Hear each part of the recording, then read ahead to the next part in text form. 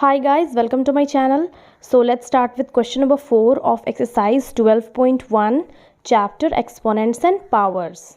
Question number 4 है evaluate first 8 to the power minus 1 into 5 to the power 3 divided by 2 to the power minus 4.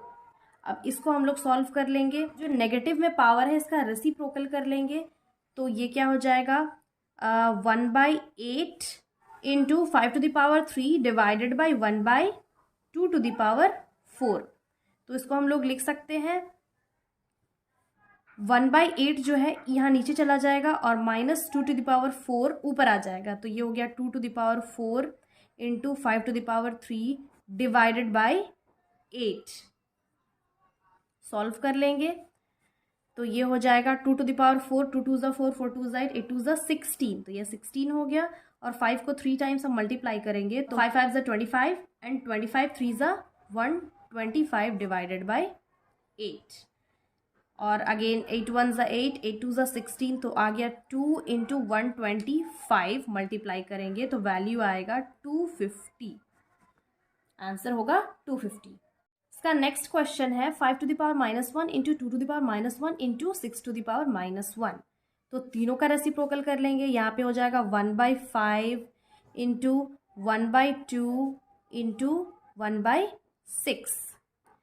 तो multiply करेंगे तो ये हो जाएगा 1 डिवाइडेड बाई 5 2 ज़ा 10 एंड 10 6 ज़ा 60. तो इसका वैल्यू आ गया है 1/60. क्वेश्चन नंबर 5 है find the value of m for which 5 to the power m divided by 5 to the power -3 is equal to 5 to the power 5.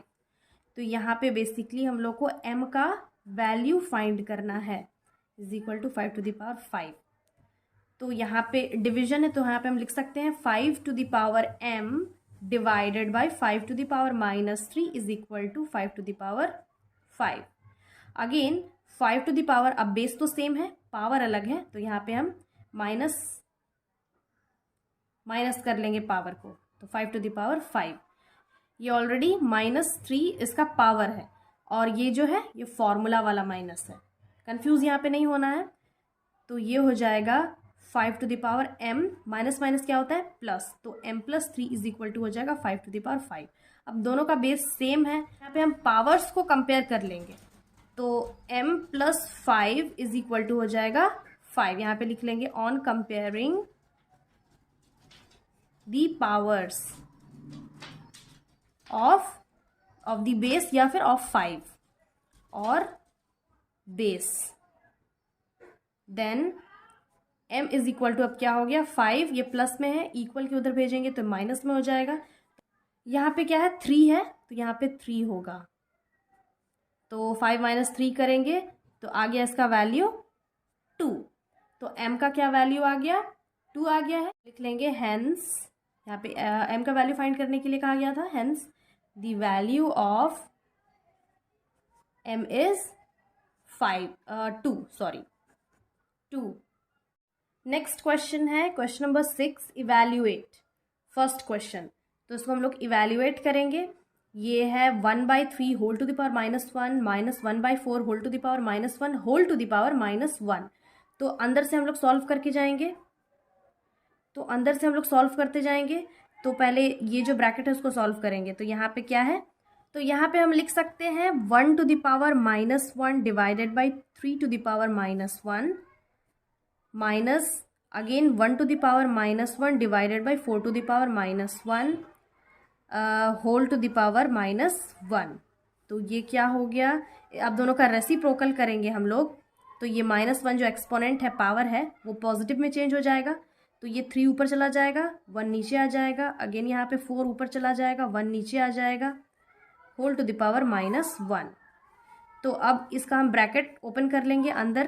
तो ये हो जाएगा 3/1 minus 4/1 whole to the power -1 is equal to. तो अब ये जो denominator तो same है तो लिख लेंगे 3 - 4 होल टू द पावर -1. 3 में 4 माइनस करेंगे तो आ गया -1 होल टू द पावर -1.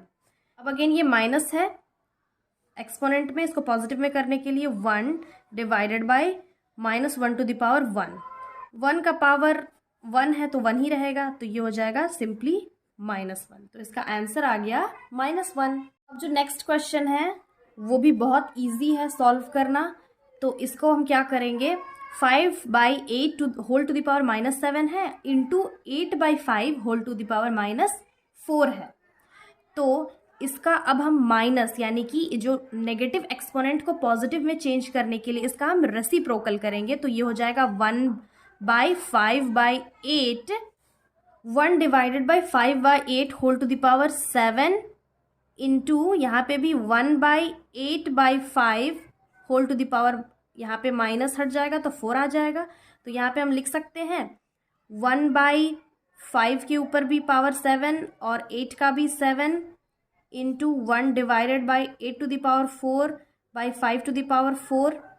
अब इसको ऊपर लेके जाएंगे तो ये हो जाएगा 8 to the power 7 by 5 to the power 7 into 5 to the power 4 by 8 to the power 4। अब यहाँ पे 8 कितना बार है, 7 बार है, और यहाँ 8 4 टाइम्स है। तो यहाँ पे 4 पूरा कट जाएगा और यहाँ पे 4 कटेगा तो बचेगा 3। अगेन यहाँ पे जो 5 है वो 4 टाइम्स है, यानी कि 5 का पावर 4 है और 5 का यहाँ पे पावर 7 है। तो यहाँ पे 5 4 टाइम्स कट जाएगा, यहाँ पे भी 4 टाइम्स कट जाएगा तो बचेगा 3।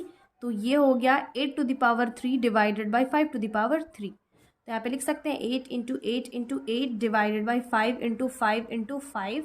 तो ये 8 8 ज़ा 64 एंड 64 को 8 से मल्टीप्लाई करेंगे तो वैल्यू आएगा 512 डिवाइडेड बाई 5 5 ज़ा 25 एंड 25 5 ज़ा 125। इसका वैल्यू आ गया है 512 डिवाइडेड बाई 125। नेक्स्ट क्वेश्चन है क्वेश्चन नंबर 7, सिंप्लीफाई। तो ये भी बहुत सिंपल क्वेश्चन है, इसको हम लोग सिंप्लीफाई कर लेंगे। यहाँ पे क्या है 25 into T to the power 4 divided by 5 to the power -3 into 10 into T to the power -8। अब जब भी हम किसी नंबर का रेसिप्रोकल करते हैं, फॉर एग्जाम्पल अगर a टू द पावर -1 है तो इसको हम लोग लिख सकते हैं 1/a to the power 1। Simply ये क्या है, नीचे चला गया, और अगर ये नीचे रहता तो वो ऊपर चला जाता, तो ऊपर का नीचे, नीचे का ऊपर आ जाता है। तो यहाँ पे लिख लेंगे 25 into T to the power -4 divided by 5 to the power -3 into 10 into T to the power -8। यहाँ पे हम कैंसिल कर सकते हैं, 5 2 ज़ा 10, 5 5 ज़ा 25। तो अब इसका वैल्यू क्या आ गया 5 इंटू, अब यहाँ पे डायरेक्टली हम लोग इसका रेसिप्रोकल लिख लेते हैं।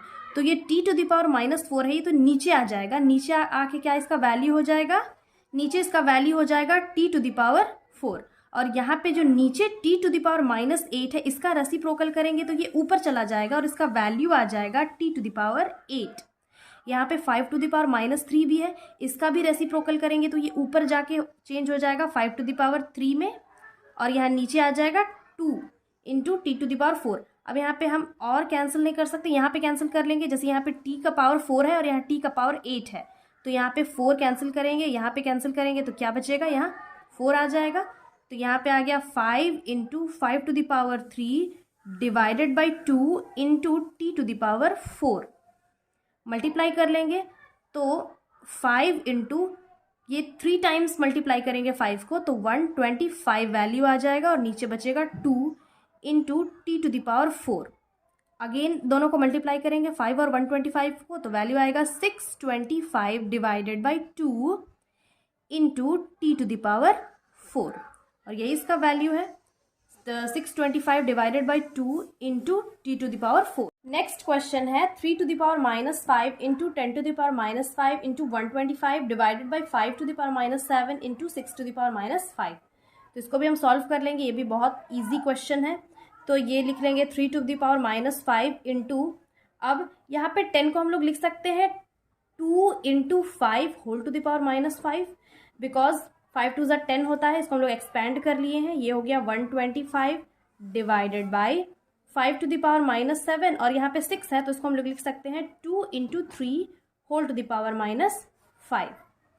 अब यहाँ पे हम इसको 3 टू द पावर -5 इंटू, इसको हम ब्रैकेट ओपन कर लेंगे तो ये 2 टू द पावर -5 हो जाएगा। Again 5 to the power -5 into 125 divided by 5 to the power -7 into 2 to the power -5 into 3 to the power -5। यहाँ पे भी हम अलग अलग कर लिए हैं।